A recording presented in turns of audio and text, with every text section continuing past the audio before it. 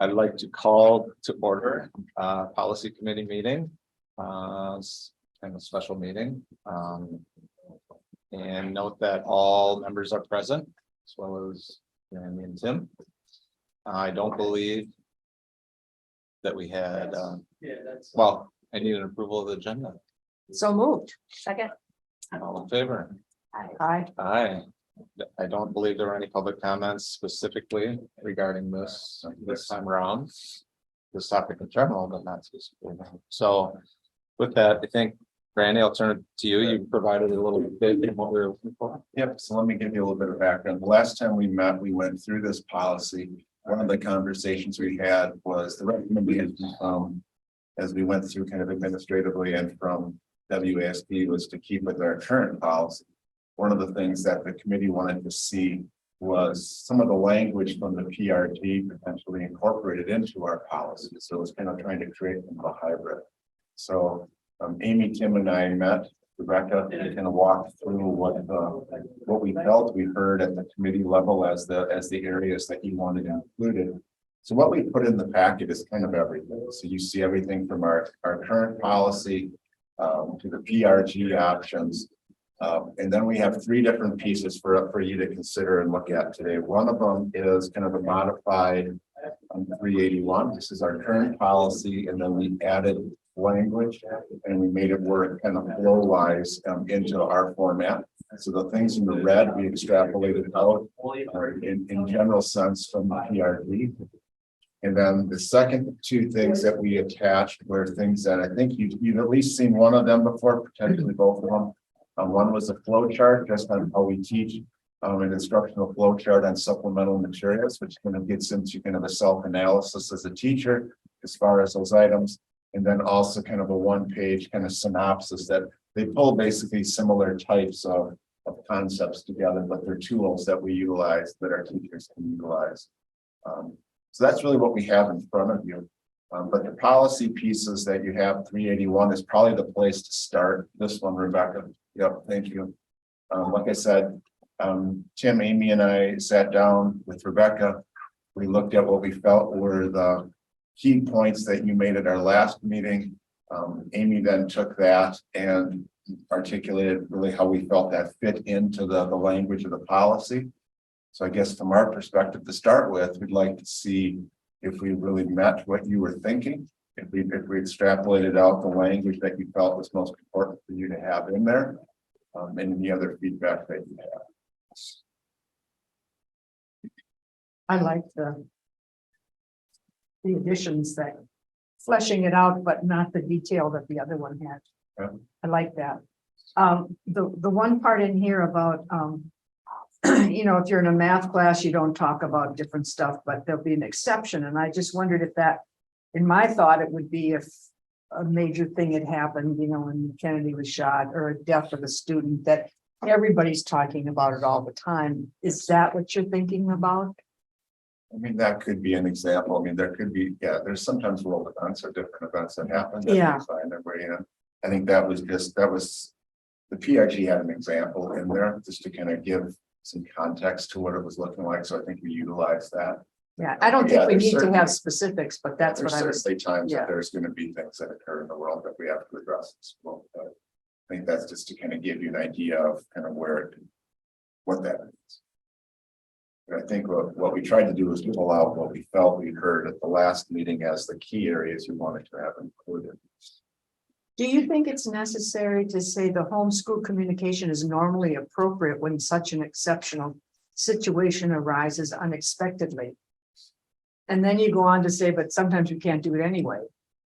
You need this point to which paragraph? The first red paragraph. The last sentence. The last sentence, yeah. You know, it's like saying we're going to try to tell the parents, but probably we can't do it anyway. I can read the same way. Yeah. Do we even need that in there? So so again, this is WASB's language, but as you know, when we talked about it, we felt that was still a good fit. So here's why. And then you can let us know kind of where you'd like us to go with this. But so let's build on an example like Judy was referring, we have a major world event, for one generation, it might have been, President Kennedy's assassination. For my generation, it was the Challenger. These things, a later generation, it would have been September 11th. And so, if we did something that was outside our normal parameters, the idea is it would probably be a good idea to have some kind of piece go home, kind of explaining, here's how we responded to this unique situation as a school community. The next one is that it's probably not going to be in advance because many of these things, again, happen in the moment. So that's, I think, why WASB has that language, and that's why we try to keep it. But if you don't feel it's a good fit. The only piece I look at with the last paragraph, and where I think the spirit of it comes from. Let's just say you're teaching, pick a math class again. Something happens in the 5-10 minutes of passing time that bothered 6 kids in the classroom. Others saw something. I'm not even giving you examples, but they come in, they're bothered by something. You may have to take time in class to address it. You can't give prior notice because it's an on-the-spot piece that you as a teacher now just have to address as far as the climate of your class. So that could be. I guess that's a good. That's, I think, what it's intended for, is to make sure that if those kind of teachable moments that just happen on the spur of the moment occur, our staff aren't hinged from saying, can't talk about that without prior notice, because some of these things may be sensitive. I guess I didn't read it that way. You're gonna, after it happens, you would let the parents know that it happened. Is that what that second to the last sentence means? That's how I think it would probably happen in most circumstances. Okay, not prior notice. Well, because there is prior notice, it Yeah. would be related to the curriculum. Yeah. So I mean, that's a whole separate issue that if you have something come, I mean, this whole section here is about controversial topics that have no substantial connection to the curriculum. Yeah. So, if you are doing something that's more curricularly related, that might fall into the sensitive to controversial lane, then that's prior notice, but that's related to the curriculum. Okay. This is when something comes up that really doesn't have that connection. Does that have anything, just, we're getting way out of it here. Does that have anything to do with what this policy is? Can be, I mean, it's. Teaching about controversial issues, and then we're lumping into something that happens, the current events type of thing. I guess you're always teaching, but Right. that doesn't seem to be what the Depends heart of on this what- really what- is. Right, I think that's the most difficult part of this policy, I think, Ted, is trying to decide what's controversial. Mhm. I mean, and for everybody has a different lens of that, and I think that's part of trying to make sure that, yes, it's curricular things like Tim was talking about that we know we can plan for, but there are things that are also can be viewed as controversial in some folks' minds, depending on what the topic is that just occurred. Well, that we have to address. but I think what you're saying is that's not teaching controversial topics. That's Correct. responding to an event. Correct. I mean, it's more, I think, the original policy, it seems so. There's not much there to really hold as a policy kind of thing, and your concern, or the concern maybe going to the WASB one, it's so detailed and it kind of restricts teachers. It gets them like, what can I say and what can I say? And and you're trying to meet in the middle, Right. understandably. Right. But it doesn't have any, I think that's more of how it's not that the controversial topics shouldn't be talked about. It's just in what fashion are they being molded? And I guess I look at the policy that way. And I don't know that either of these really, that's not really totally addressing it. You brought in the language from WASB, it makes sense, but it's kind of, well, we might do this, we might not. Well, then it's not really a policy thing that you hold your hand. So Well- maybe the takeaway here is, you're the policy committee. You spend a lot of time with this stuff. These 2 sentences are causing a lot of interpretive conversation here. Maybe this works better with those 2 sentences out for the average teacher, average member of the public. To take out the last 2 in the first red paragraph, take out the last 2 sentences. Yeah. That's what you're saying, Tim. Yeah.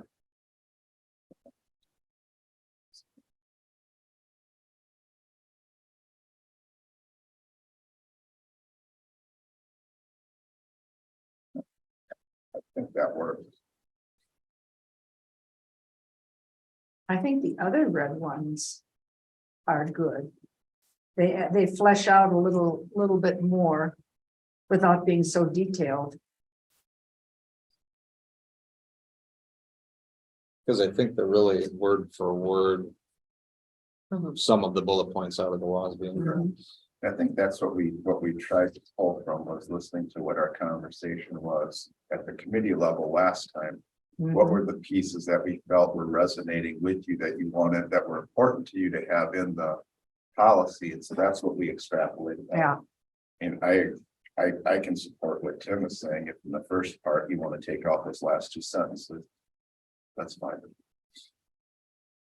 and I like going down to the next group of red, the second paragraph there. I like the idea that sometimes in the discussion, it depends on what age and stuff, the students want to know the position of the teacher. And I think Mark Hetzel brought up something that if it's a give and take and you're expecting the kids to share, then the teacher can share, but they're also that the educator is expected to do so in a manner that does not denigrate the legitimacy of other positions and responses. I think that's a good one too. I like that. Yeah, I don't have any problem with that. Okay.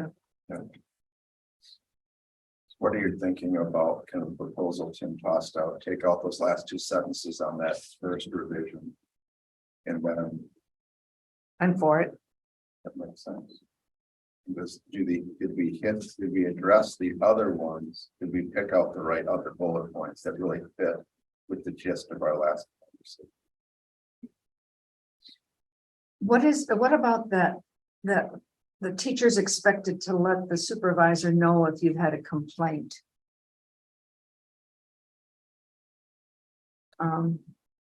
What constitutes a complaint?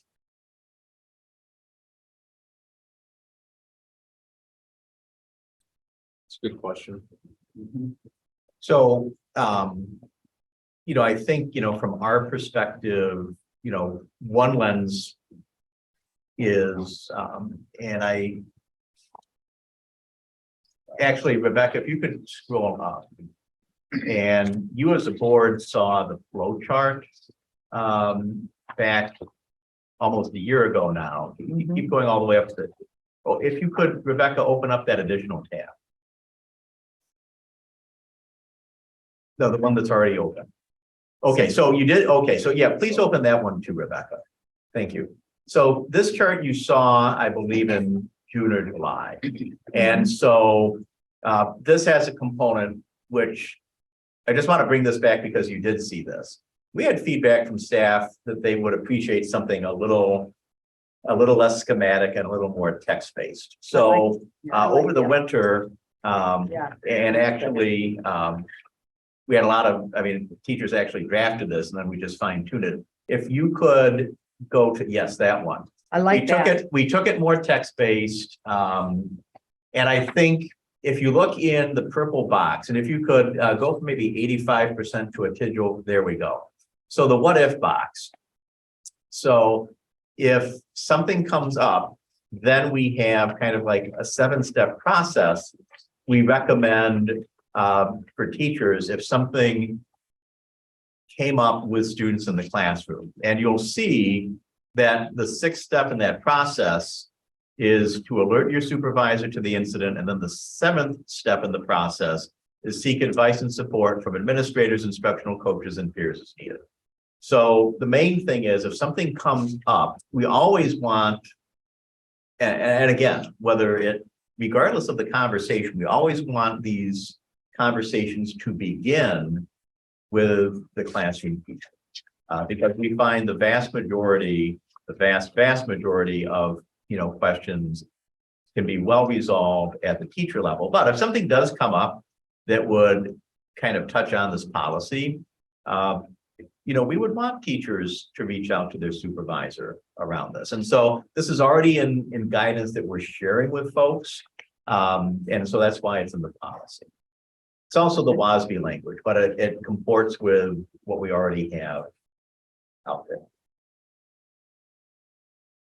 I guess Okay.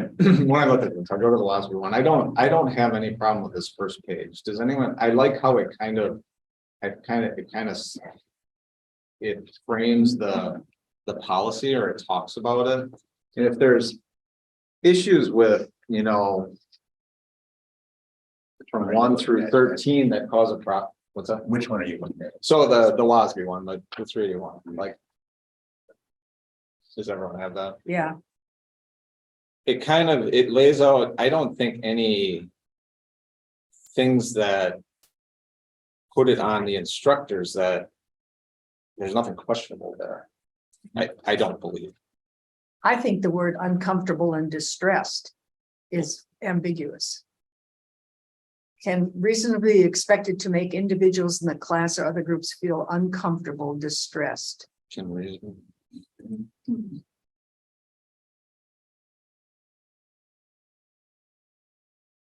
So you want to take that out?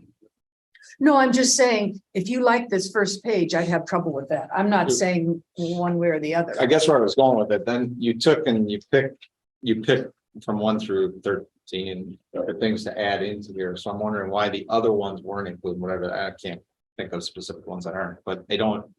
Like, wouldn't it be better to maybe remove ones that? I just like the format of this for some reason. It gives more structure to the policy that Because it's detailed, it's detailed. it's detailed. And if it's too detailed, let's look at the ones that are too detailed and say, yeah, I agree. I don't want to handcuff instructors and say, yeah. Are you saying that you like that it's, describing what a controversial topic looks like? Possibly, That could maybe that's what Judy's having an issue with, like, Yeah. it would be tough to what's triggering people and things like that. Well, understood, but Could I ask you, what isn't covered in this for you to feel comfortable? kind of you brought up the same thing. It's like, why have this? It feels like it doesn't, it's not holding anyone to anything anyway. I mean, it doesn't, well, you could do this or you could do that. It's not really a policy thing. It's just whatever. But this is more, I think this is too directive. Okay, a policy. then let's look at the ones that are too directive on it. Maybe Well. that's. Do you have any specific, when I go through them, I don't have any problems. Challenges a person's assumptions or personal beliefs, shouldn't that be what we're trying to do?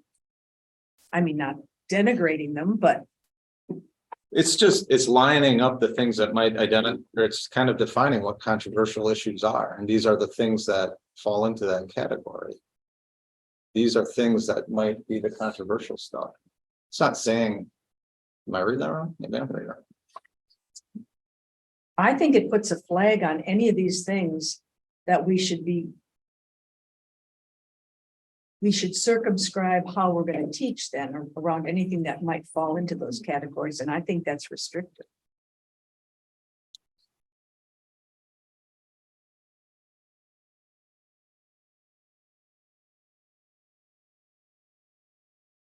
I guess maybe a way to look at this is if of those 13. And we didn't really look at it from a lens like you would say, Yeah. like we kind of pull out. We kind of looked at it more from the lens of for the kind of the dialogue we had at the last meeting, which ones would we feel were the most pertinent? And that's really where it's like, these actually are 4 of the 13. That's kind of what it is. So I guess I would ask the board to take a look at to see, are there other ones in the 13 that you feel are just very important for us to look at? Mhm. That was kind of our interpretation of that, but we didn't look at it from a lens of kind of removal. We looked at it more of the lens of inclusion based on what we felt the spirit of the conversation was. So maybe we just take a few minutes and read through those, and you can. Is there something that's Well, not addressed within the 4 that we kind of pulled out that you feel are important for us to? Well, looking at number 10, it says educators are expected to follow the established district procedures that apply to sections and approval of guest speakers, supplemental material. I mean, that's referring to a process that we already have, which I don't think needs to be in policy then. And it's, if your policy is saying, follow your guidelines that are already established, why is that why do we have to reiterate it again specifically? What's the harm in stating that? I'm not just. No, I know you're at. So but- what? I mean, you're just stating it.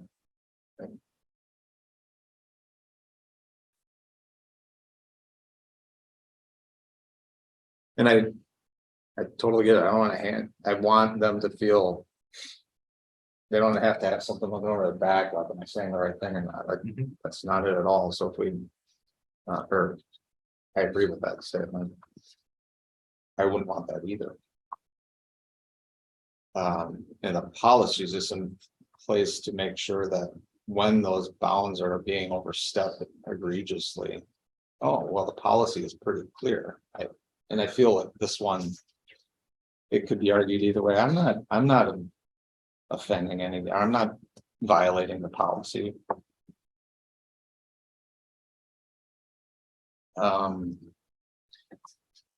Well, to what Randy said, do we go through each one of them? We could say yes or no, or is that getting too deep? Like, then I'm just quickly looking like 12 and 13, I think, are addressed. And I was gonna say before red paragraph, And so is 10, right? Oh, no, not, it's basically talking about something occurs, then you can consult with your administrator. The one thing I'll offer only from a perspective of experience, as you know, Amy and I worked with our department chairs and administrators on that flow chart the year we did that. That was months because there is value in providing very clear guidance to people. But once you go down that path, it's probably going to take you a meeting to get a draft out there and at least another meeting to kind of come back and process through it. I mean, I think with the WASB one, you know, honing in and thinking very carefully about kind of what our bright lines are, if you want to go in that direction, be very important for you as a committee. I mean, and you know, I don't mean this in a flippant sense, but when I see item 4 creates or reveals real or perceived division based on differing beliefs, values, experiences, or points of view. On the one hand, that may seem specific, but it's really kind of a Potter Stewart thing. You'll know it when you see it. I mean, I think if I was just talking with kids on the way coming in about sports, I don't think we'd see that as a controversial policy, but I can assure you that that would reveal real or perceived division based on differing beliefs and values. So, I mean, I do think that's where the specifics matter. And you can get there on a more specific one, but you're probably not going to do it all in one meeting. So that'd be my one piece of advice based on kind of our experience working with this. Do you think this resource deals more with the specifics? Does that meet some of our needs? I think what we took is the resource kind of replaces that rule. We felt that the rule we already had, we worked on for the last year was to kind of create. That's kind of the operationalization of the policy. That's how it gets applied. Yeah, That's what we want teachers to be thinking about. And those are the two guides that provide it. And they're just different formats of really similar type of stuff.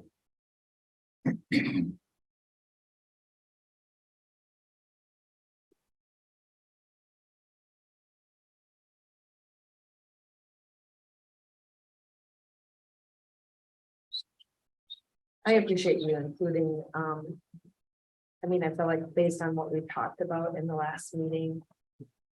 In the revised, what you included in the red. Yep. I feel like that's what we talked about, and I think it addresses the things that we discussed. I just want to make sure that we're not.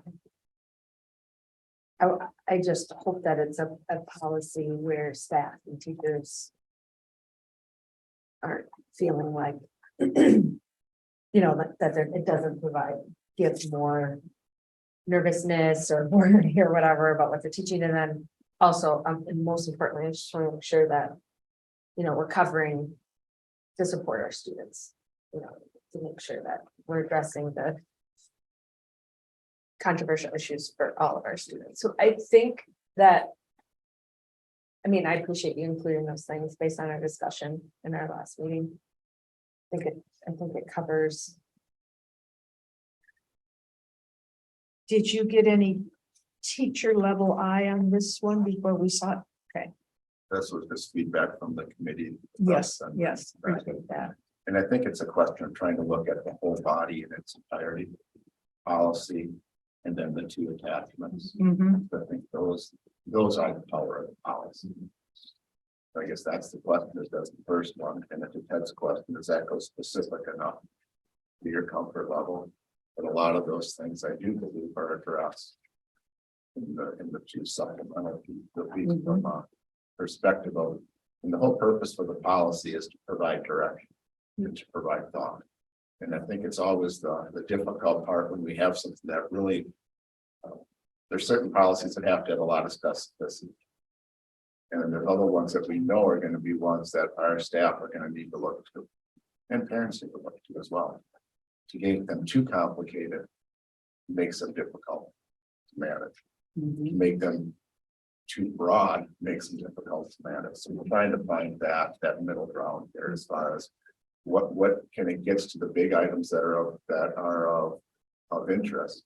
And then also making sure that it gives the level of specificity so that a staff member can feel like they have some guidance. I guess from my perspective, I think our staff are probably going to look at these two documents as kind of their guide.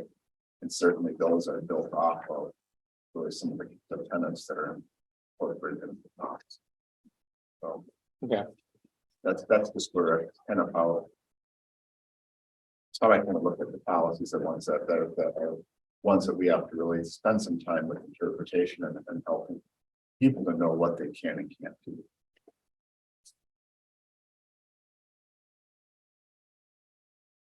Okay. I'm comfortable with this policy development and the supplements that go with it. With taking those two sentences With those, out. taking those two sentences out. That's my position. I don't know what you're comfortable with. Yes, I'm comfortable with that too. So that was a motion and that was the second. Second, yeah. It's just talk committee. Kind of like, just like, Judy. Well, I just didn't want to force you into anything. Sure, all right, so we have a motion and a second, all in favor? Uh, Aye. Thank you for doing that. That was our only policy. That our only was. item. Yeah, that's it. Is it time for breakfast? We do want to discuss, I think we should not have remaining two people. Because we don't have a committee. We're not going to be ready for that. Well, you'll have the committee by then. But we might not be. It might not be you. I think we just, we cancel that one and then we'll regroup after that. It may happen then, but this one's. Does that make sense, Rebecca? We cancel that one, I agree with you. Because you can't get any more done for them. We got to get caught up on a few things on our end, and we've got a lot of drafts of policies sitting between our two offices. Make sure we're accurate. So you'll be doing that, and I think, let's take a motion for. Make a motion to adjourn. Second, All in favor? Aye. Aye.